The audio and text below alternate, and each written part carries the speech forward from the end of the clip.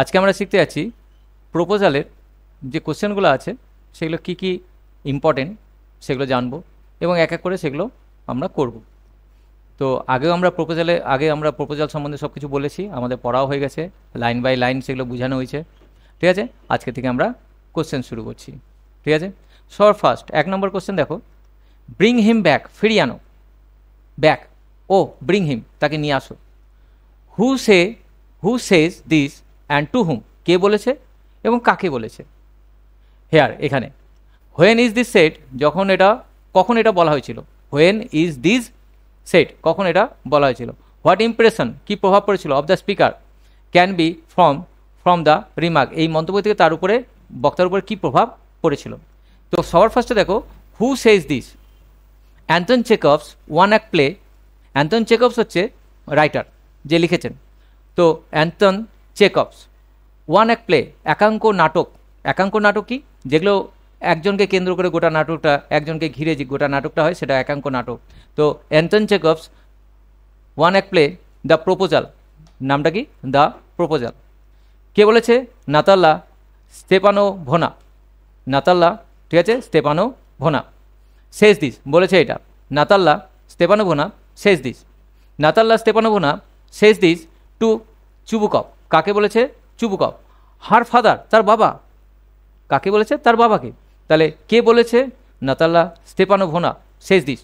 ঠিক আছে, কাকে বলেছে, নাতাল্লা স্তেপানোভনা সেজ দিস বলেছিল এটা টু চুবুকভ, হার ফাদার, চুবুকভকে, হার ফাদার, তার বাবাকে। পরের কোশ্চেন কি আছে, হোয়েন ইজ দিস সেড, কখন এটা বলা হয়েছিল।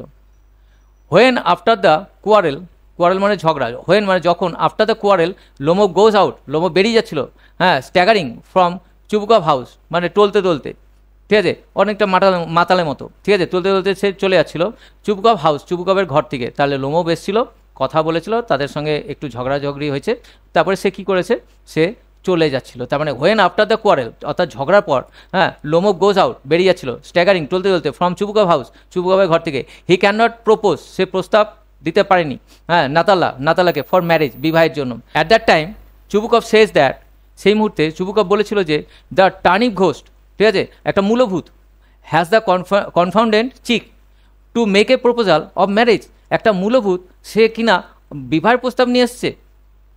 দেন দিস ইজ সেড, সেই সময় এই কথাটা বলা হয়েছিল। চলো পরবর্তী কোশ্চেনটা কি, what impression of the speaker can be from the remark, এই মন্তব্য থেকে স্পিকারের উপর, বক্তার উপর কী প্রভাব পড়েছিল। চলো দেখি। From the remark it is clear, এই রিমার্ক মন্তব্য থেকে ইট ইজ ক্লিয়ার, এটা পরিষ্কার, দ্যাট নাতালা ইজ লাভসিক, লাভসিক মানে প্রেম প্রীতি, ঠিক আছে। She is not only whimsical, সে খামখেয়ালিই নয়, বাট অলসো কোয়ালসাম, ঝগড়ুটি, ঠিক আছে। অ্যান্ড অবস্টিনেট, মানে কি, অবস্টিনেট হচ্ছে জেদি। দ্য আয়রনি ইজ দ্যাট, ব্যঙ্গাত্মক জিনিসটা হচ্ছে যে, ঠিক আছে, ব্যঙ্গাত্মক এখানে মানে আয়রনি এখানে ব্যঙ্গাত্মক মানে কি, ঠাট্টা করে বলা হচ্ছে যে দ্যাট, অর্থাৎ যে ব্যঙ্গাত্মক জিনিসটা এটা, ইজ মানে হয় দ্যাট, সি ফিলস, সে অনুভব করছে, নো সেম, কোনো লজ্জা অনুভব করছে না, ঠিক আছে, to call that person back, call back মানে ফিরিয়ে আনতে, কাকে, দ্যাট পার্সন, সেই ব্যক্তিকে, যাকে অপমান করে তাড়িয়ে দিয়েছে সেই ব্যক্তিকে সে আবার ফিরিয়ে আনতে, মানে ডেকে পাঠাচ্ছে, ফিরিয়ে আনতে তার কোনো লজ্জাবোধ হচ্ছে না।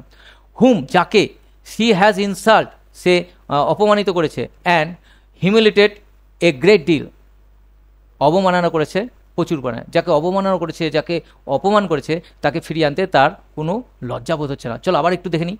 ফ্রম দ্য রিমার্ক, এই মন্তব্য থেকে ইট ইজ ক্লিয়ার, এটা পরিষ্কার, দ্যাট নাতালা ইজ লাভসিক, সে প্রেম প্রীতি, ঠিক আছে। She is not only whimsical, সে খামখেয়ালি শুধু নয়, বাট অলসো কুরালসাম, ঝগড়ুটিও, মানে খামখেয়ালিও বটে আবার ঝগড়ুটিও বটে, ঠিক আছে। অ্যান্ড অবস্টিনেট, আবার জেদি, খুব জেদি।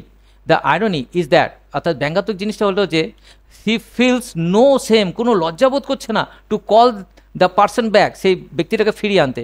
হুম, যাকে, সি হ্যাজ ইনসাল্ট, সে যাকে অপমান করেছে। অ্যান্ড হিউমিলিটেড এ গ্রেট, ঠিক আছে, হিউমিলিটেড গ্রেট মানে অবমাননা করেছে, যাকে প্রচুর পরিমাণে, যাকে অপমান করেছে তাকে ফিরিয়ে আনতে তার লজ্জাবোধ হচ্ছে না। এটাই ছিল ব্যঙ্গাত্মক কথাটা।